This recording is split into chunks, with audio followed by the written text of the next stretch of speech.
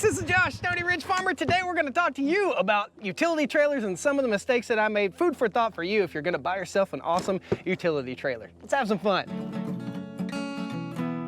Stoney Ridge Farm.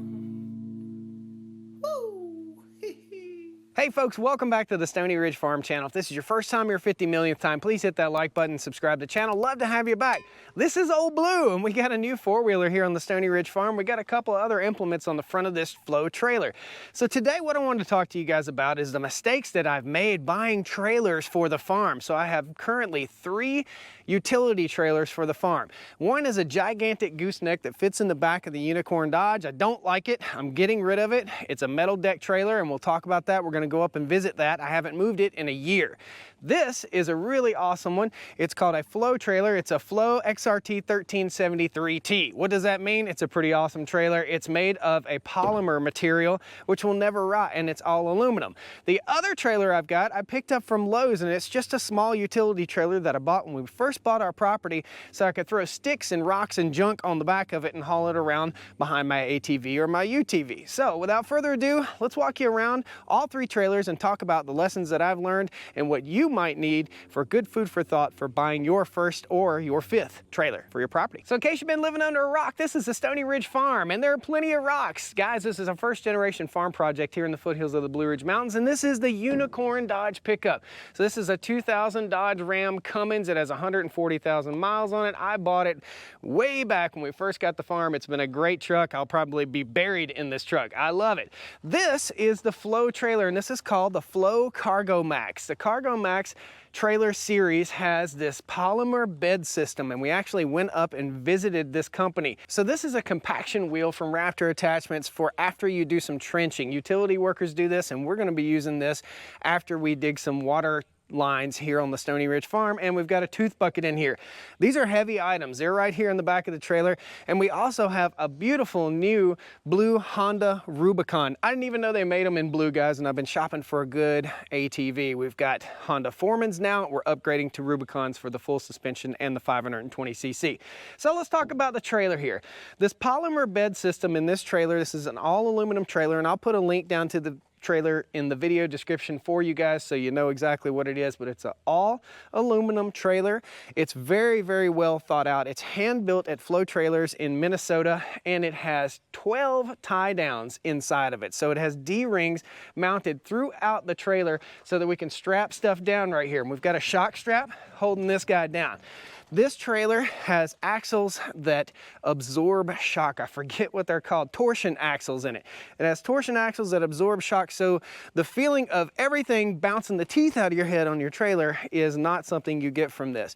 You can get these with dual axles, or you can get them with single axles, and the single axle model will tilt back. So if you load it with rocks, if you load it with wood, firewood, anything like that, you can beat the living snot out of this. So we actually took this polymer bed, which I'm hitting right here, and we ran over it with a gigantic JLG man lift thingy, a forklift thing. It was awesome, dude. It just crushed right down and popped right back up. Trees can fall on this thing. There was a story that the guy at Flow Trailers told me, his name's Don. He said, we had a customer call us up. They had a windstorm and a tree fell on their trailer. It crushed it. It was down on the trailer. They cut it up, took the tree off the trailer. Your insurance guy came to do the estimate and found that there was no damage to the trailer other than a couple of scuffs. They're like, what? Wait, what happened? No, somebody put a new trailer out there. No, it held up just that good. So that's my spiel on this. This is a 13-foot long, and I'd recommend at least a 13-foot long trailer if you want to double stack 4-wheeler. So if you want to go up to the mountains, you want to put a side-by-side in the back of this, it's awesome. If you want to put a couple 4-wheelers in the back of it, it's awesome. A snowmobile, you never have to worry about rust. That's what brings me to the point, and this is why I'm doing this video today. We're going to go up and show you the rusty crustiness of the other trailers, and this trailer, I will never, ever have to worry about it rusting out or having any kind of rust issues or deterioration.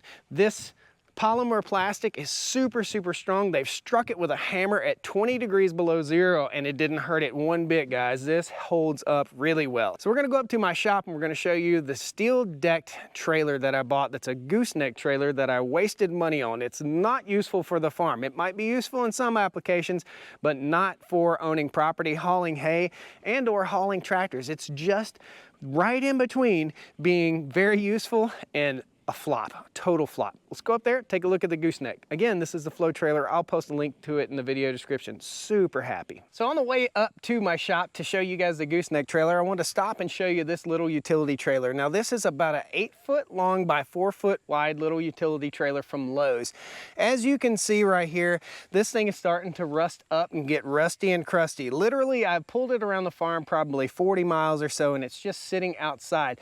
Most of the time you're going to be storing your utility trailer outside, and when you store something outside, the weather and the elements are really going to get to it. That's why I really like that flow trailer, because it's going to last and it looks like brand new even though it's been sitting outside for about a year now. It just looks like nothing's ever been on it.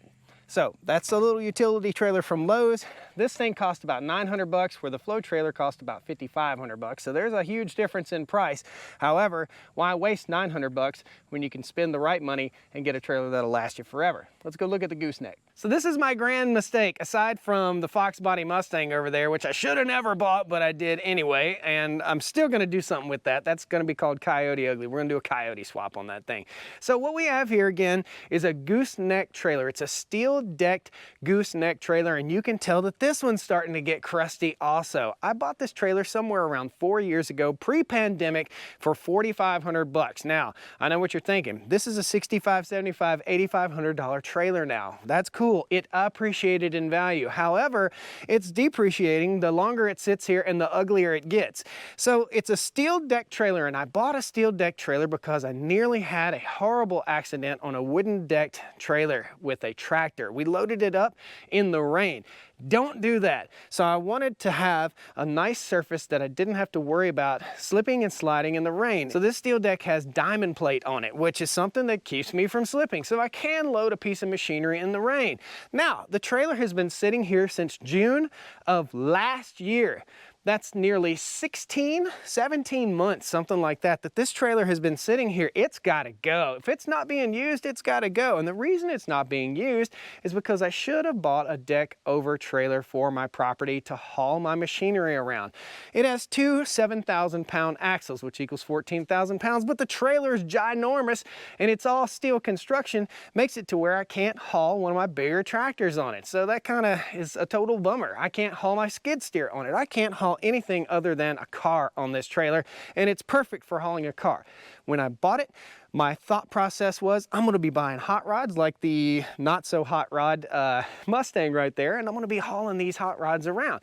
I'm not going to be hauling these hot rods around. What I'm going to be doing is selling this trailer, and I want you guys to use this food for thought. So if you have a piece of property like this, if you have a tractor, if you have a skid steer, if you have equipment, is it cheaper to own your own trailer? Let's say you go buy a PJ trailer, a great big PJ deck over trailer, and you're hauling stuff around on it all the time. Is it better for you to own the trailer, or is it better to just call a tow truck guy, call a flatbed, have them load it up and take it to the dealership if you want to get your tractor worked on or your vehicle worked on, and just pay that $40, $50, $60, $100 versus owning a $10,000 to $18,000 gigantic trailer. And some of these trailers get upwards of 40,000 bucks, man. That's a lot of money. So unless you're depending on this for your livelihood, I really think you should consider buying a smaller utility trailer to haul your lawnmowers, to haul your ATVs, to haul your UTVs and small equipment like those buckets down there,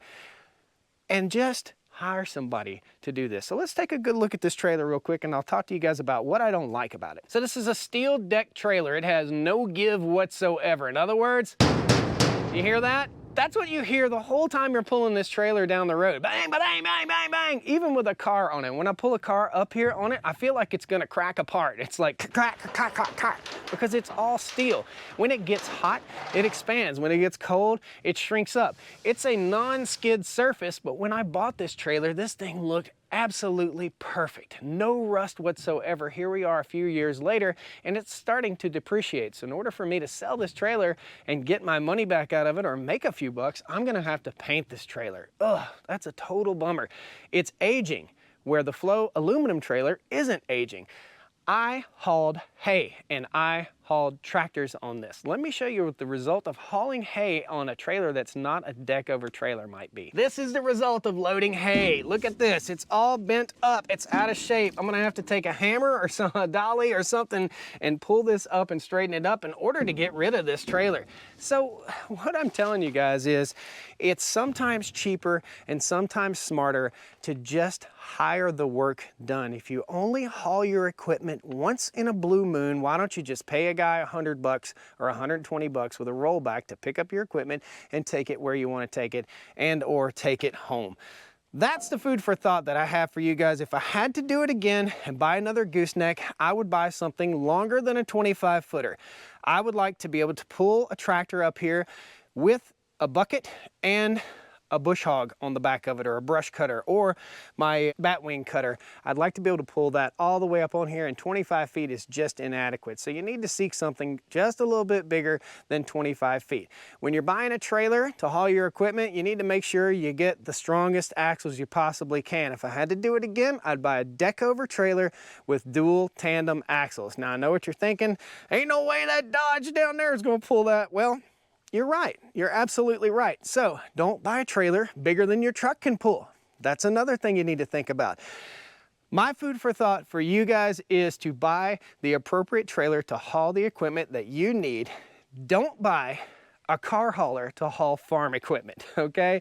And consider this, when you buy a steel deck trailer, it's gonna have to be painted. It's gonna need some maintenance. Where your wooden deck trailer, a deck over trailer, wouldn't need so much maintenance. You'll have to replace the boards every, I don't know, 8 to 10 years, something like that, or put some treatment on it to take good care of it. Maybe store it inside. It's tough to waste the space to store a trailer like this indoors. It costs a lot to build a shed to put a cheap trailer under. Guys, thanks a lot for joining me. Hopefully this food for thought will give you the information that you need to make an informed trailer purchase decision. I tell you, it's cheaper for me to hire it hauled than it is for me to keep, maintain, and pay taxes on a trailer that I never use. This thing is out of here. Guys, take care, have a great day. Please hit that like button on your way out the door. I'd love to have you back. Subscribe to the Stoney Ridge Farm channel. We got so much going on here. This is the mega shop right here, and we'll be doing a lot of wintertime projects in there. I got a Bronco, Jeep, all sorts of fun stuff, and all sorts of tractors to service. See you next time on the Stoney Ridge. Woo!